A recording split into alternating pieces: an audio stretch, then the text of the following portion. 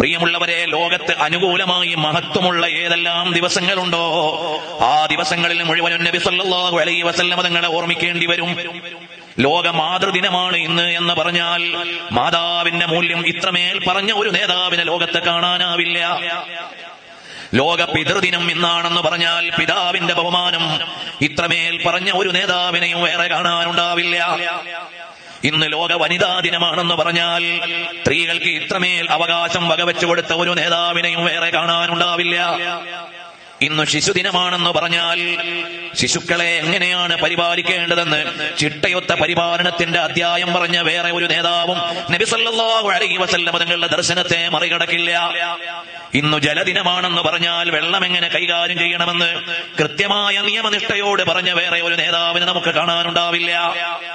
ഇന്ന് ആരോഗ്യ ദിനമാണെന്ന് പറഞ്ഞാൽ ആരോഗ്യ ദർശനങ്ങളെ പറഞ്ഞ വേറെ ഒരു നേതാവിനെയും കാണാനുണ്ടാവില്ല. ലോക അധ്യാപക ദിനമാണെന്ന് പറഞ്ഞാൽ എന്ന് വിളിച്ചു പറഞ്ഞ ഒരു നേതാവിനേക്കാൾ വലിയ നേതാവ് വേറെ ആരാണ് ഈ അധ്യായത്തിൽ വായിക്കാനുള്ളത്?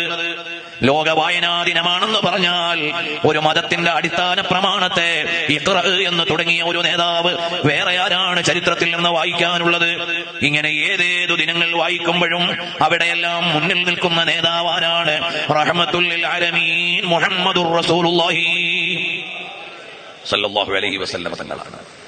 ആ തങ്ങളെ നമുക്ക് കിട്ടിയിട്ട് കൊണ്ടാടാൻ നമുക്കറിയില്ല.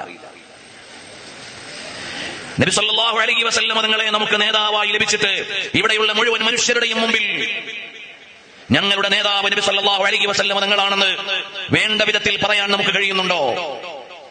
വേണ്ട വിധത്തിൽ അവതരിപ്പിക്കാൻ നമുക്ക് സാധിക്കുന്നുണ്ടോ? അതുകൊണ്ട് പ്രപഞ്ചത്തോട് മുഴുവനും വിളിച്ചു പറയണം, ഈ പ്രപഞ്ചത്തിലുള്ള മുഴുവൻ മഹത്വമേറിയ മൂല്യങ്ങളെയും ഏറ്റവും ഉജ്ജ്വലമായി അവതരിപ്പിച്ച ഒരു നേതാവാണ് റഹ്മത്തുൽ ലിൽ ആലമീൻ സല്ലല്ലാഹു അലൈഹി വസല്ലം തങ്ങൾ.